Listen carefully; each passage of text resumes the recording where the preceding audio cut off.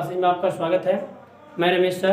आज आप लोग को कक्षा 9 विषय विज्ञान पाठ 4 परमाणु की संरचना पार्ट 1 भाग पहला है, यानी पाठ 4 का भाग पहला है।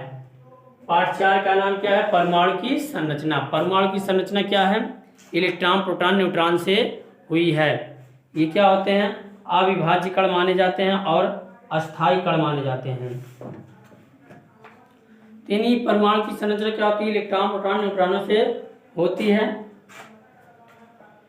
तो जिसके मतलब परमाणु की संरचना में विभिन्न प्रकार के मॉडल भी दिए गए हैं। तो सब अलग अलग वैज्ञानिकों ने अपना अलग अलग मॉडल प्रस्तुत किया है। तो जिससे मतलब कि परमाणु की संरचना हुई है कि परमाणु की संरचना कैसे हुई है, तो उनके बारे में सभी ने अलग अलग मॉडल बताया है। तो हम देख लेते हैं।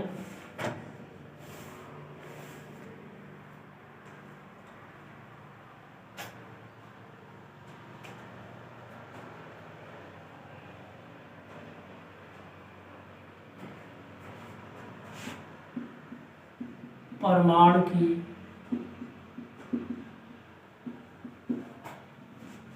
संरचना। परमाणु की संरचना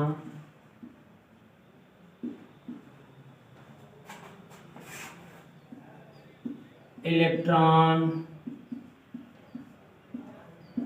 प्रोटॉन, न्यूट्रॉन जैसे अस्थायी कणों से हुई है।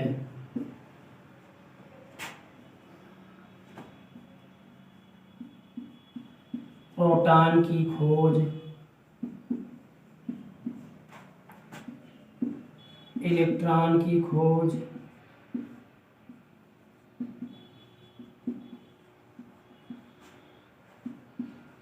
न्यूट्रॉन की खोज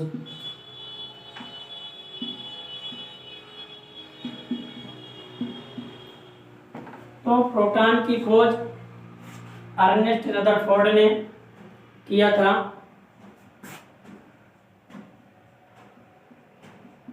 अर्नेस्ट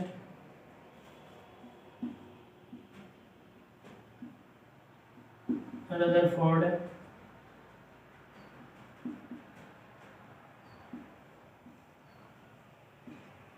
नामक वैज्ञानिक ने किया था।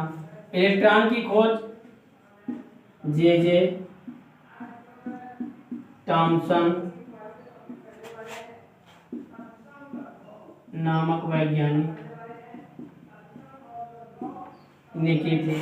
न्यूट्रॉन की खोज जेम्स चैडविक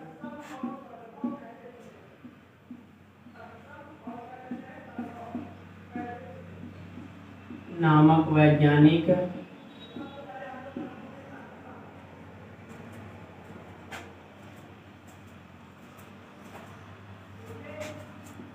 ने की थी। तो देखिए, जो परमाणु की संरचना है वो क्या है? इलेक्ट्रॉन, प्रोटॉन, न्यूट्रॉन जैसे अस्थायी कणों से हुई है। प्रोटॉन की खोज अर्नेस्ट रदरफोर्ड नामक वैज्ञानिक ने किया है। इलेक्ट्रॉन की खोज जे थॉमसन नामक वैज्ञानिक ने किया है। और न्यूट्रॉन की खोज जेम्स चैडविक नामक वैज्ञानिक ने किया है। तो अब इसके अंतर्गत हम देखते हैं, जो हेडिंग आती है वो है परमाणु क्रमांक। पहली हेडिंग है परमाणु क्रमांक।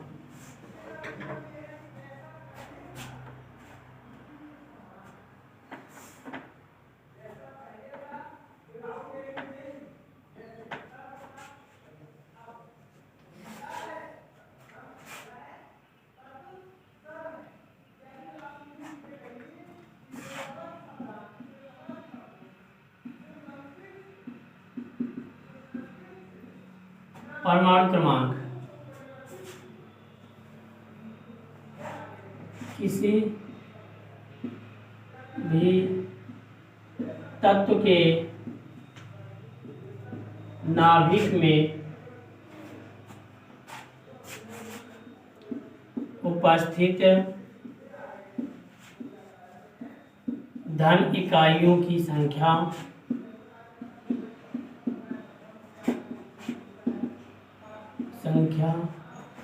अथवा प्रोटॉनों की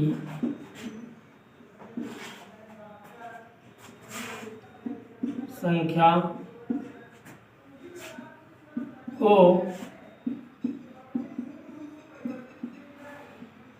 परमाणु क्रमांक कहते हैं। इसे जेड से प्रदर्शित करते हैं। ये क्या है? परमाणु क्रमांक, यानी किसी भी तत्व के नाभिक में उपस्थित धन इकाइयों की संख्या अथवा प्रोटॉनों की संख्या को परमाणु क्रमांक कहते हैं। इसे जेड से प्रदर्शित करते हैं। अगले हेडिंग है द्रव्यमान संख्या।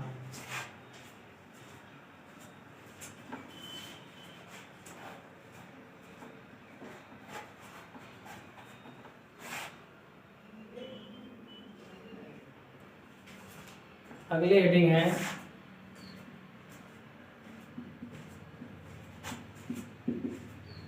द्रव्यमान संख्या। मास नंबर होता है किसी भी परमाणु के नाभिक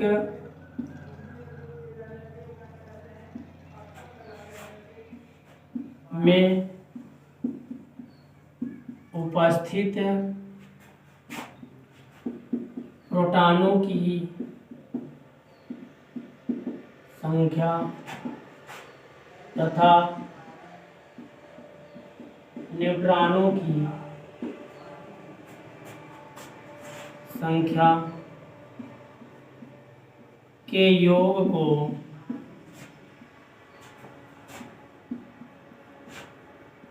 द्रव्यमान संख्या कहते हैं। इसे ए से प्रदर्शित करते हैं।